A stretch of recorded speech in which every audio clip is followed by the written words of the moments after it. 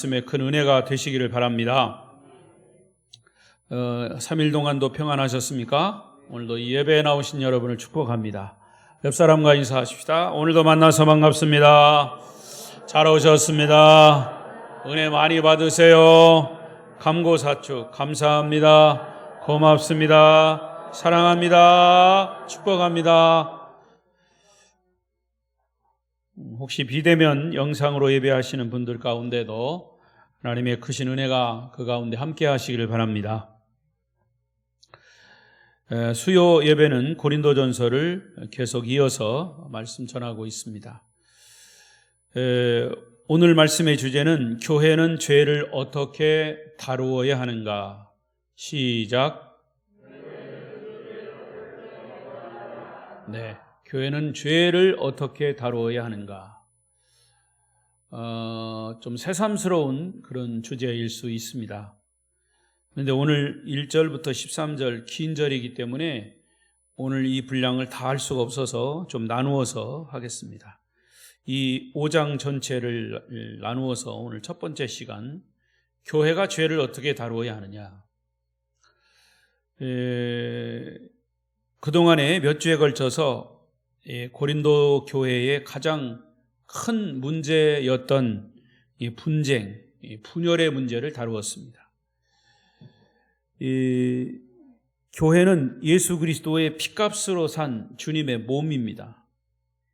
이 주님의 몸이 사람들에 의해서 좌지우지되고 사람이 주인이 돼서 움직여져서는 안 됩니다. 그런데 고린도 교회가 바로 사람들에 의해서 분열이 되고 분쟁이 일어나는 그런 경우를 이제 바울이 알고 문제의 심각성을 깨닫고 장장 1장부터 4장까지 아주 긴 그 설명을 하면서 복음으로 하나 될 것을 역설하고 있습니다. 다행히 고린도 교회는 바울의 이러한 권면을 잘 받아들여서 본인들의 잘못된 것을 회개하기에 이르는 거죠. 제가 서두에 말씀드린 것처럼 고린도 교회는 문제가 많은 교회예요. 사실은 이 고린도 교회의 문제는 그 당시의 고린도 교회, 지금은 고린도 교회 다 없어졌죠. 그 당시의 고린도 교회는 그 이후에 모든 지상의 교회에서 발생될 수 있는 가능성이 있는 그런 문제들을 다룬 것이요. 그리고 그 모든 문제들의 해답을 바울이 제시한 거예요. 그러니까 이 지상에 많은 교회들이 있지만 그 교회에서 일어나고 있는 문제들은 고린도전서 안에 다 들어있어요. 그리고 그 문제에 대한 해답도 여기 있습니다. 해답은 복잡하지 않아요. 예수 그리스도로 하나 되라는 거죠. 그런데 사람들은 예수 그리스도로 하나 되지 않기 때문에 이제 그 문제가 된 거죠. 그럼에도 불구하고 그때 상황에 따라서 그 문제에 대한 해답을 바울이 제시하고 있어요. 그래서 첫 번째 문제는 분열의 문제였죠. 사람으로 인해서 분열이 되고 파벌이 일어나고 거기에 대해서 결론은 하나였어요. 예수 그리스도 안에서 하나 되라. 그리스도의 몸이 교회이기 때문에 그 몸된 주님의 교회, 피값으로 산 주님의 교회가 각 지체들로 하나가 돼야 한다 하는 말씀이요. 또 오늘 5장에서는 이제 두 번째 문제는 1절에 보니까 너희 중에 심지어 음행이 있다함을 들었다 그랬어요. 그러니까 음행의 문제입니다. 음행의 문제. 거룩성의 문제, 이건 부도덕한 문제, 도덕성의 문제. 이런 죄의 문제를 다루고 있어요. 이 고린도 교회는 아주 심각한 성적인 문제를 가지고 있었어요. 제가 여기서 자세히 말씀드릴 수는 없지만은 그 당시에 고린도라고 하는 지역 자체가 굉장히 우상도 많고 그리고 이 항구 도시로서 아주 부자입니다. 사람들이 이 돈이 많아가지고 이 부자였어요. 그래서 그런 사람들이 교회 안에 들어와가지고 예수를 영접하고 바울의 전도를 받아서 예수를 영접하고 예수를 믿지만 완전히 변화되지 못하고 인간적인 그런 모습들이 계속 보였던 거죠. 그래서 그 안에서 일어난 문제가 사람들 때문에 분열이 일어나고 특히 성적인 문제, 부도덕한 문제, 이 성결의 문제, 이것이 심각했다고 말이에요. 이 교회의 거룩성을 흐려놓는 결정적인 그런 문제였던 거죠. 그래서 분열의 문제 다음에 크게 다루고 있는 것이 바로 이 음행의 문제를 다루고 있어요. 여러분, 이 성적 문제는 어제 오늘 일이 아니에요. 이 세상이 성적인 타락으로 아주 다 이루 말할 수가 없죠. 소돔과 고모라보다 더한 세상이 지금 이 세상이에요. 근데 이것을 바꿔 말하면 이 성적인 유혹, 남자나 여자나 이 성적인 유혹에서 자유롭기가 그만큼 어렵다는 것이고 이 성적 문제에서 제외될 사람은 아무도 없다는 거예요. 여러분, 성적인 문제가 발생됐을 때 사회에서는 남녀의 문제가 발생됐을 때 이것을 스캔들이라고 그러죠. 스캔들. 영어로 스캔들이라고 하는 단어는 걸려 넘어지게 하다, 그런 뜻이에요. 걸려 넘어지게 하다. 그러니까 부부관계에서 스캔들이 났어요. 바람이 나고 그러면 누가 하나 바람이 난 사람이 그 부부관계를 걸려 넘어지게 하는 거예요. 이게 스캔들입니다. 그러니까 우리 모두는 아무리 신앙생활을 철저히 하고 열심히 해도 우리를 넘어뜨리는 이런 성적인 유혹에 언제든지 걸려 넘어질 수 있다는 거죠. 그 배후에는 악한 사단의 역사가 있습니다. 그리스도인으로 산다고 하는 것은 결코 걸고 넘어지는 이런 걸림돌이 없는 그런 세상에서 사는 게 아니에요. 여러분, 교인으로 산다는 것이 거룩하게 살면 좋죠. 그러나 거룩하게 살도록 놔두지 않는 것이 이 어둠의 세력, 사단의 세력이에요. 중요한 것은 우리 그리스도인으로 산다는 것은 걸림돌에 넘어지지 않는 삶을 사는 것, 그거죠. 걸림돌이 있지만 그 걸림돌에 넘어지지 않으려고 힘쓰고 애쓰고 거룩성을 회복하기 위해서 노력하는 것, 그게 그리스도인. 그래서 우리 지금 집사님 우리가 또 기도하듯이 항상 우리는 세상에 가서 넘어지고 또 일어나고 넘어지고 이런 삶을 사는 거예요. 그러나 그 속에서도 성결하도록 거룩한 삶을 살도록 그리스도인이 구원받은 하나님의 백성으로 살고자 애쓰고 힘쓰는 거예요. 걸림돌은 누구에게나 매혹적이고 또 갑자기 오는 것이고 그리고 당황스럽습니다. 그렇지만 우리 그리스도인들은 그것을 믿음으로 싸워서 이길 능력이 되는 거예요. 왜? 하나님은 교회는 물론 어떤 민족도 성적으로 타락하는 것을 그냥 보고 넘기시지 않습니다. 반드시 거기에 대한 이 하나님의 이 거룩성에 대한 도전이 있을 때는 거기에 이 징계가 따릅니다. 따라서 우리는 거룩성을 해치는 이런 성적인 죄를 가볍게 여겨서는 안 돼요. 여러분, 이 성적인 문제를 어디서 다룹니까? 교수가 이런 얘기 안 해줘요. 오히려 학교에서는 과거에 어떤 교수가 그런 얘기 막 함부로 했다가 교수 잘렸잖아요.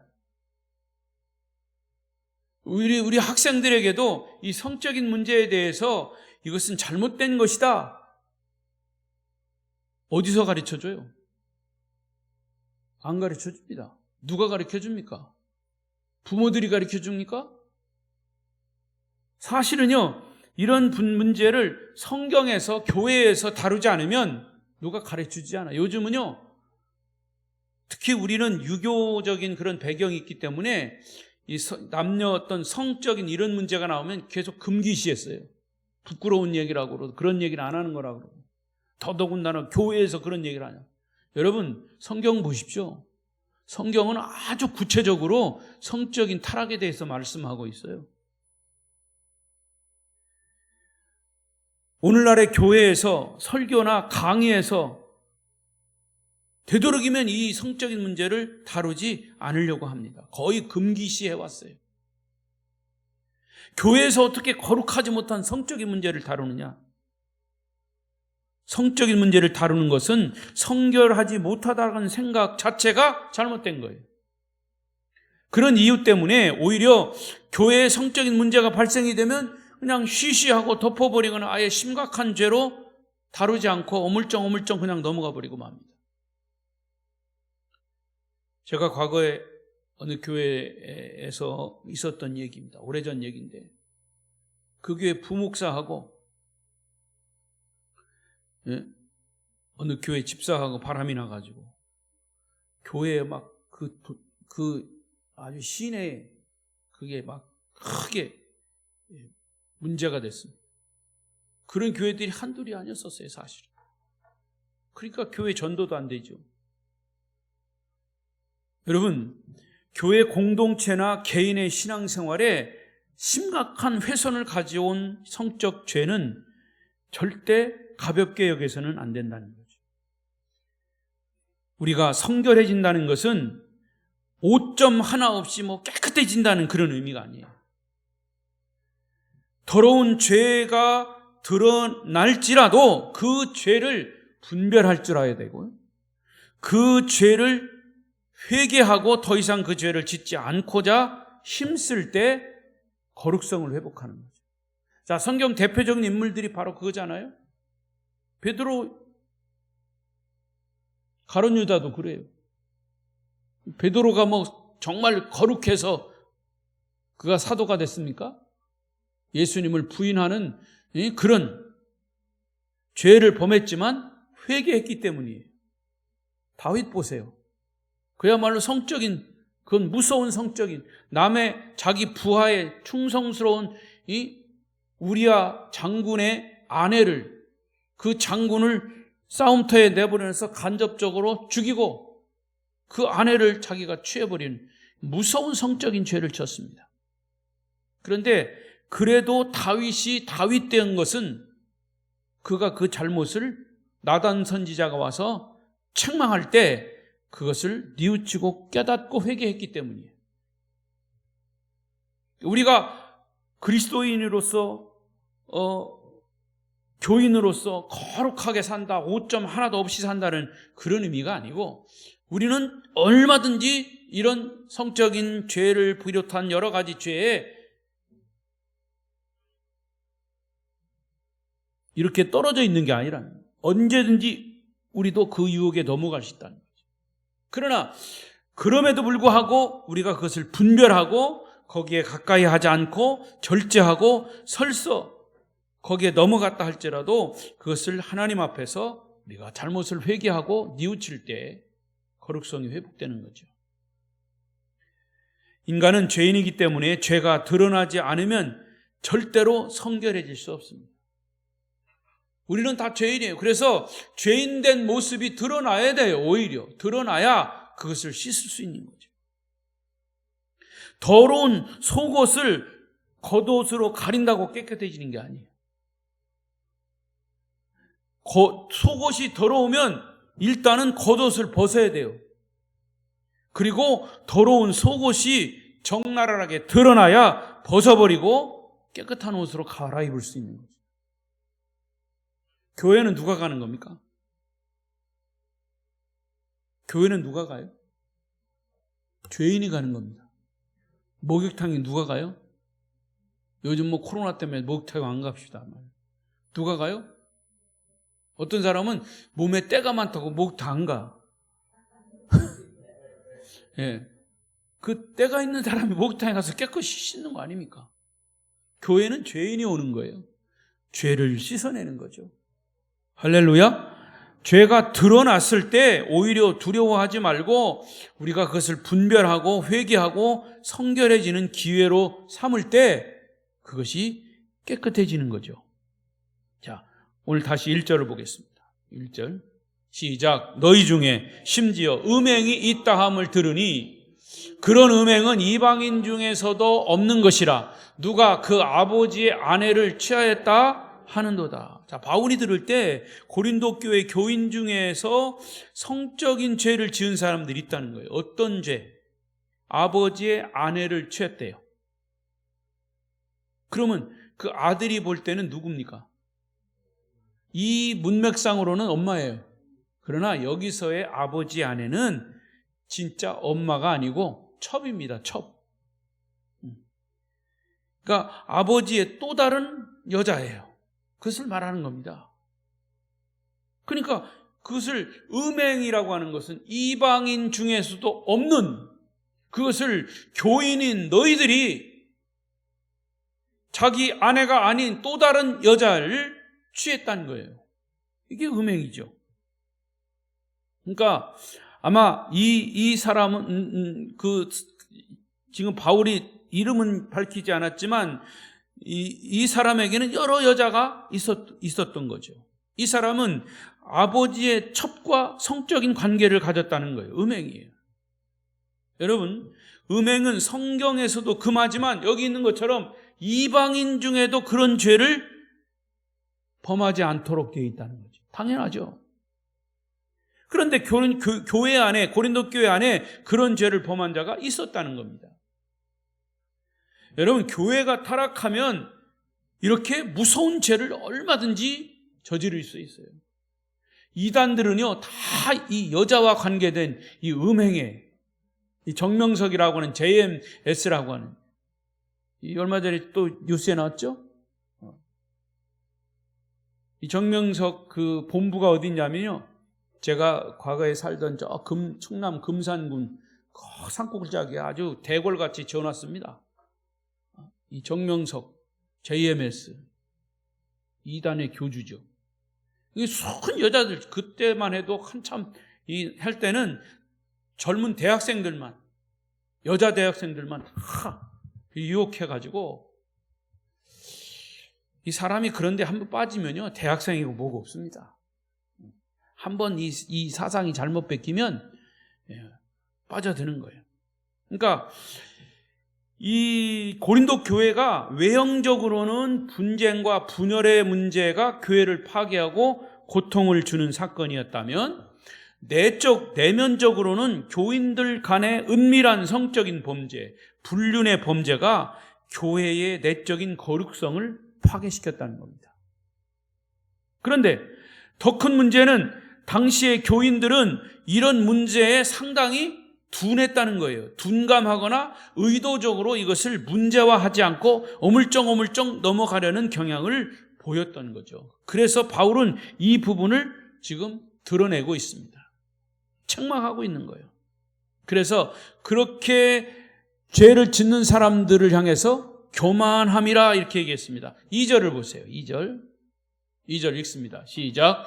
그리하고도 너희가 오히려 교만하여져서 어찌하여 통한이 여기지 아니하고 그 일 행한 자를 너희 중에서 쫓아내지 아니하였느냐. 바울은 이 사건을 통해서 음행을 포함한 부도덕한 죄에 대한 교회의 태도, 즉 교회가 죄를 어떻게 다루어야 할 것인가, 이 부도덕한 죄에 대해서 그리스도인들은 어떤 태도를 취해야 하느냐 하는 것을 답을 주고 있어요. 그래서 오늘 이 앞부분에 대해서는 우선은 이 문제를 어떻게 다루는 것이, 어떻게 답을 주고 있나. 첫째는 죄에 대해서 통한이 여겨라, 그 말이에요. 그 앞부분에 보세요. 앞에. 여기 보세요. 너희가 오히려 교만하여져서 어찌하여 통한이 여기지 아니하고, 바꿔 말하면 죄에 대해서 통한이 여기라, 그 말이에요. 애통해라. 죄를 보면 애통이 여겨야 된다, 그 말이에요. 죄를 보면 슬퍼하라는 겁니다. 이 슬퍼한다라고 하는 이 헬라어 원래의 단어는 본래 죽은 사람을 보고 애곡을 한다는 뜻이에요. 여기서 슬퍼한다, 통한이 여긴다는 말은, 여러분 가까운 지인이나 가족이, 또 부모가, 자녀가 죽으면 애곡하잖아요. 그냥 애곡이 아니라요, 정말 슬퍼서 하는 그런 애통입니다. 근데 여기서 죄를 보고 그렇게 애곡하라는 거예요. 통한이 여기라는, 통곡하라는 거예요. 여러분, 죄 짓고 통곡하는 사람 봤습니까? 가족이나 이 친인척이 죽었을 때 슬퍼하는 것처럼 슬퍼하라는 거지. 그리스도인들은 죄를 범한 사람들을 보면 자기도 그렇고 또 죄를 범한 사람들을 보면서 통한이 여기고 슬퍼하는 태도를 취하라는 거예요. 교만한 생각 갖지 말고. 여러분, 우리 주변에 다른 사람이 죄를 지을 때 두 가지 현상이 있습니다. 여러분 어떻습니까? 다른 사람이 잘못했어요. 혹은 텔레비에 잘못한 사람이 나와가지고 붙잡혔을 때 어떤 생각이 듭니까?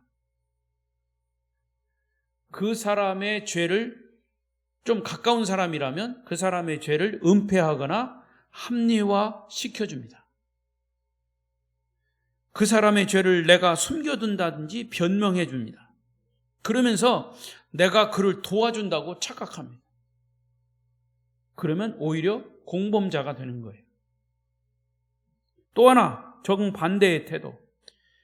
다른 사람이 죄를 졌을 때 아주 극단적인 태도를 취합니다. 그 사람의 죄를 정죄하죠. 그리고 그 죄를 들춰내서 떠들고 돌아다니면서 그를 막 죄인이라고 정죄합니다. 이런 태도. 근데 둘 다가 잘못된 거예요. 이것은 둘 다 그 사람을 신앙적으로, 내가 신앙인이라면 신앙적으로 돕는 일에는 전혀 유익하지 못해요.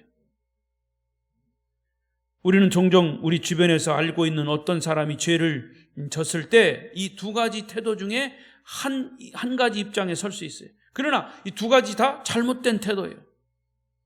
그렇다면 우리 주변에 사랑하는 이웃이 죄를 범했을 때 우리 그리스도인들이 취해야 할 태도가 뭐라고 했어요? 내가 사랑하는 사람이 죽은 것처럼, 우리 가족이 죽은 것처럼 슬퍼하고 애통해하라, 그 말이에요. 바울은 그 답을 주고 있어요. 내 죄나 다른 사람의 죄에 대해서도 이렇게 통한이 여기라, 그 말이에요.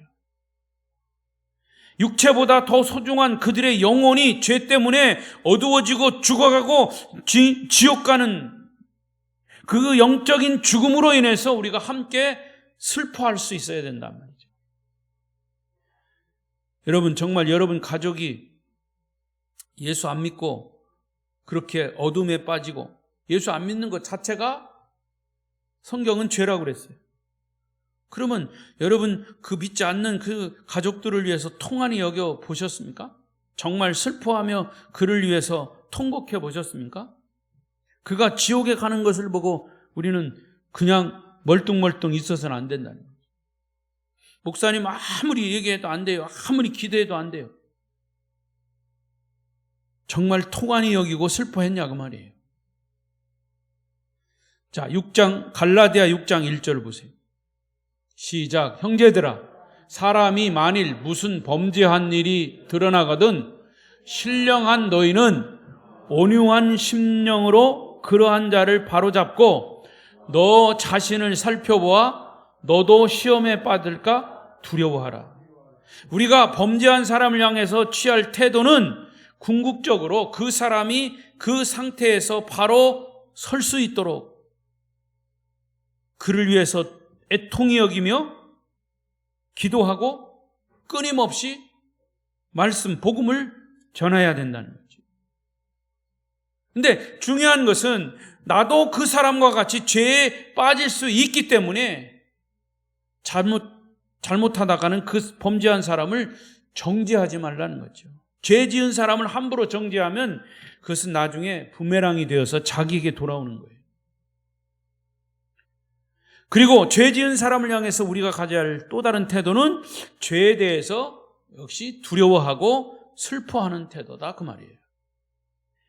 결국 교회에서는 죄에 대한 이 성경적인 유일한 대안은 다른 거 없어요. 회개하는 겁니다. 그런데 그냥 회개가, 여러분 보세요. 오늘 그 말씀만 하고 마치려고 그래요. 회개라고 하는 것은 여러분 어떻게 이해하고 있습니까? 회개는 과거의 사건을 그냥 후회하는 것이나 반성하는 차원이 아니에요. 그래서 회개의 깊은 의미를 생각하려고 그래요. 기독교적인 성경적인 진지한 회개는 세 가지 요소가 있어요. 첫째는 인간은 지정의를 가진 인격체이기 때문에 인격적인 회개가 필요하다. 따라하십시다. 인격적인 회개. 인격적인 회개. 자, 그럼 인격적인 회개 첫 번째, 회개에 지적인 요소가 있어요. 지적인 요소란 뭐예요? 죄라고 하는 것이 무언가를 지식적으로 알아라는 얘기죠. 정말 성경에서 말하는 죄가 뭐냐? 사실 성경에서 말하는 죄는요, 에덴 동산에서 하나님의 말씀에 불순종한 아담의 죄, 그게 원죄죠. 그런데 그 원죄를 조금 더 해석해서 들어가면 사탄이 아담에게 죄를 짓게 한 그 원리를 보면 결국 하나님의 자리를 내가 뺏으려고 했던 거예요. 그게 사실 하나님이 지은 천사가 가만히 보니까 하나님 자리가 탐나거든요. 그래서 하나님 자리를 넘봤어요. 그래서 하나님께서 그걸 아시고 쫓아냈어요. 세상으로 가라. 그게 누구냐 하면 사탄이에요. 천사가 타락한 사탄. 그 사탄이 뱀으로 와서 아담을 유혹한 겁니다. 그러니까 결국 죄라고 하는 것은 하나님의 자리, 주인이신 인류, 창조주이신 하나님의 자리를 그 누구라도 뺏으려고 하는 것 자체가 죄인 거예요. 그러니까 이 죄라고 하는, 그래서 죄의 또 원어의 뜻은 하말티아, 관역에서 벗어났다, 그런 뜻이에요. 관역에서 벗어난 거예요. 하나님 잘 믿고 내가 하나님을 주인으로 섬겨야 할 이게 관역인데 거기에서 벗어나가지고 하나님 자리를 내가 자꾸 뺏으려고 하는 게 죄인 거예요. 이 죄를 인지하고 인정하는 이 지적인 요소가 필요하다는 거죠. 그래서 그 죄를 부인하거나 그게 무슨 얘기냐, 이렇게 죄를 이성적으로 인정하지 않을 때 그 자체가 죄인 겁니다. 이게 죄를 이성적으로 인정할 수 있는 사람이 믿음의 사람이고 용기 있는 사람이에요. 그러니까 내가 잘못했을 때 사람의 본능은 우선 자기 방어를 하면서 잘못을 인정하려고 하지 않습니다. 본능이에요. 잘못해놓고 너 잘못했지? 그러면 나 잘못 안 했는데? 이렇게 먼저 나오는 게 본능이지. 예배 시간에 졸죠? 나 안 졸았는데요? 그게 본능이에요. 여러분, 이성적인 사람은 스스로 잘못을 시인하고 인정합니다. 그게 이성적인 사람이에요. 누구나 삶을 살다 보면 연약함 때문에 죄를 범할 수 있어요. 그런데 그때 어떻게 해야 되냐? 죄를 스스로 인정하는 거예요. 지성적으로, 지식적으로 인정하는 겁니다. 예, 제가 죄를 범했습니다. 제가 죄를 잘못했습니다. 제가 진정으로 회개합니다. 이게 먼저 지적으로 인정을 해야 된다는 거죠. 그런데 그것이 바로 하나님을 감동케 하는 겁니다. 아까 말씀드린 대로 이 다윗이 왜 다윗 되었냐? 하나님이 하나님 마음에 합한 자가 되었냐? 누구든지 다 잘못할 수 있다. 사울도 잘못했다. 솔로몬도 잘못했다. 다윗도 잘못했다. 그러나 그 세 사람 중에 하나님 마음에 합한 자가 다윗이었는데 왜 다윗이 하나님 마음에 합했느냐? 회개했기 때문에. 자기가 자신을 그 지성적으로 지식적으로 인정한 거예요. 죄를 바로 잡는 회개의 올바른 지적인 요소는 죄를 인정하는 거예요. 그런데 인간이 하나님의 자리에 앉아가지고 자기가 주인 노릇하고 있기 때문에 쉽게 이 지적인 요소로는 죄를 인정하지 않는 거예요. 그래서 죄의 본질은 하나님의 자리를 자기가 빼앗는다는 것을 먼저 인정해야 됩니다. 하나님이 주인의 자리에 앉으실 때만이 비로소 지적인 요소가 작동이 되는 거예요. 여러분, 주인의 자리에서 내려와서 주님을 주인으로 모시는 것이 우리가 죄를 짓지 않는 가장 첫 번째 지적인 요소예요. 그래서 주님을 믿는 우리는 주님이 주인이시기 때문에 죄를 이길 힘을 주시는 거예요. 자, 또 얘기합니다. 반복해서. 내 인생이 내가 주인이면 누가 내 인생을 책임져? 내가 책임져야 돼. 내가 책임지니까 힘든 거예요. 그러나 내 인생의 주인은 주님이시기 때문에 누가 책임져? 주님이 책임지시는 거예요. 믿습니까? 그래서 우리는 죄에서 자유를 얻는 거예요.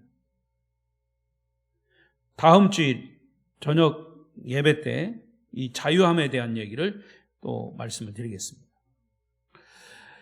두 번째, 회개의 요소, 감정적인 요소예요.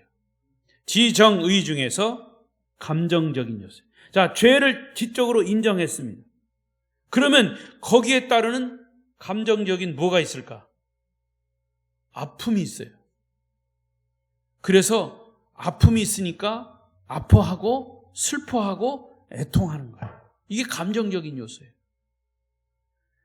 여러분, 자기가 잘못을 인정하는 것은 정말로 이게 자존심 상하는 거고 창피하고 아픈 얘기예요.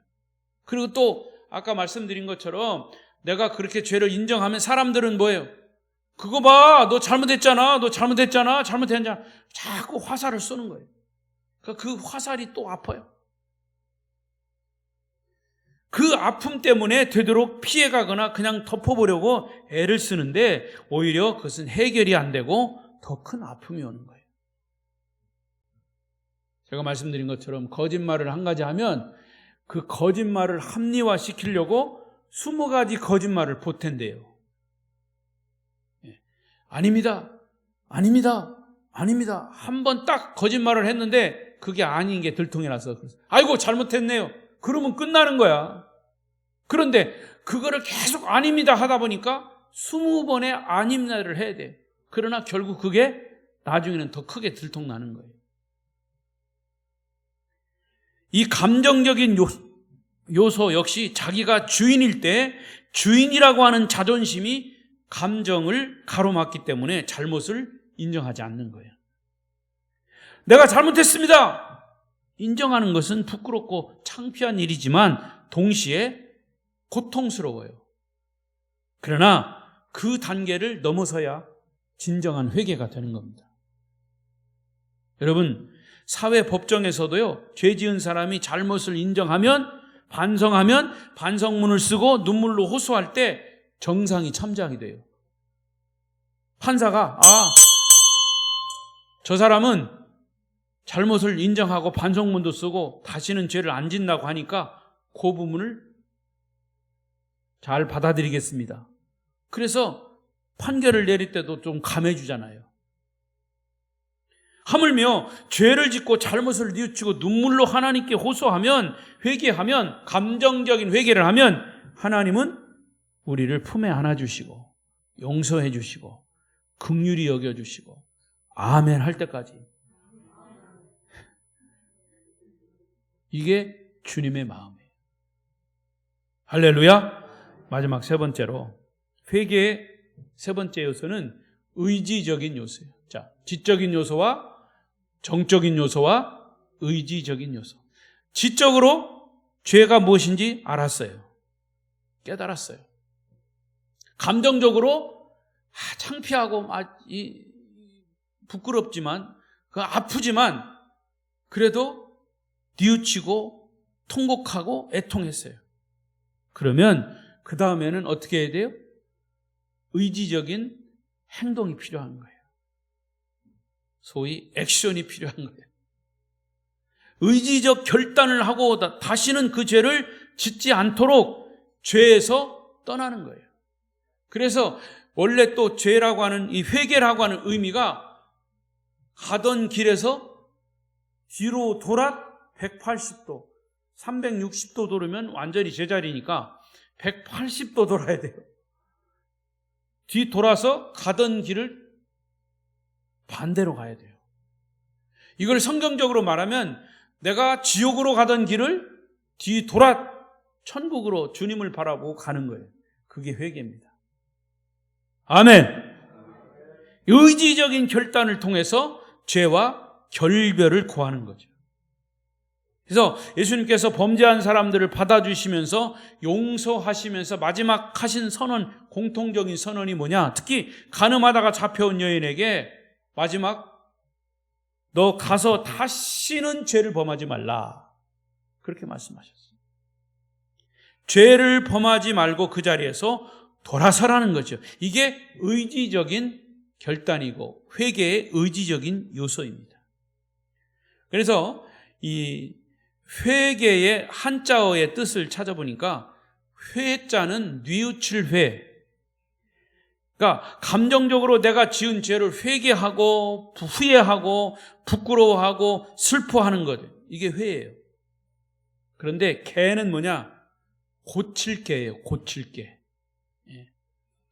뉘우쳤으면 고쳐라, 그 말이에요. 이게 회개입니다. 그 죄를 계속 지으면 안 된다는 거죠. 의지적인 결단을 하고 그 죄에서 떠나야 합니다. 그것이 진정한 회개예요. 죄의 길에서 180도 돌아서 길이요 진리요 생명 되신 주님을 따라가는 것이 의지적인 회개라, 그 말이죠. 자, 여러분, 진정한 회개의 의미를 아셨을 겁니다. 전 인격적인 회개, 지적인, 감정적인, 의지적인, 이것이 진정한 회개입니다. 자, 말씀을 정리하겠습니다. 교회가 죄를 어떻게 다뤄야 할 것인가? 이 음행의 죄, 부도덕한 죄에 대해서 우리 그리스도인들은 어떤 태도를 취해야 하느냐? 이것이 오늘 메시지예요. 첫째는 본문 2절에서 죄를 범하면 그 죄를 통한히 여기고 지정의 인격적인 회개를 하라고 말씀하셨어요. 여러분, 우리가 죄를 범했을 때 회개를 반드시 해야 하는데 이 지적인 요소로 죄를 인정하고 죄에 대해서 아파하고 감정적, 그리고 그 죄를 다시는 짓지 않겠다라고 하는 의지적인 결단이 있어서 그 죄에서 돌이켜야 그게 진짜 회개인 거죠. 근데 모든 그리스도인들은 그러한 회개가 일어나야 됩니다. 한 것 또 짓고 한 것 또 짓고 개가 토한 거 또 먹듯이, 그거는 진정한 회개가 아니라는 거죠. 따라서 교회 공동체 안에서 이런 범죄가 일어날 때 우리는 어떻게 해야 하느냐? 가족 공동체이고 한 지체입니다. 한 지체가 병들면 같이 아픔을 느껴야 되고, 발가락이 아프면 단지 발가락만 아픈 게 아니라 우리 몸 전체가 아픈 거예요. 나라고 하는 존재의 밑바닥이 흔들리는 거예요. 새끼 발가락이 아파보세요. 그러면 온통 거기에 신경이 다 가요. 바로 서 있지도 못해, 아파가지고. 이와 같이 지체는 모두 연결되어 있기 때문에 교회는 한 몸인 공동체임을 인식해야 합니다. 하지만 이런 죄에 대한 회개의 본질 역시 주인 되신 하나님의 자리에 내가 앉아가지고 주인 노릇하면 아무리 회개를 다시 한들 다시 원점으로 돌아가는 거예요. 우리 인생 삶의 주인은 바로 주님이십니다. 주님이 여러분의 인생을 책임지신다는 그런 믿음의 소유자들이 되셔서 진정한 하나님의 백성으로, 거룩한 우리 성결인의 가족으로 성결한 삶을 날마다 회복하시기를 축복합니다. 기도하십시다.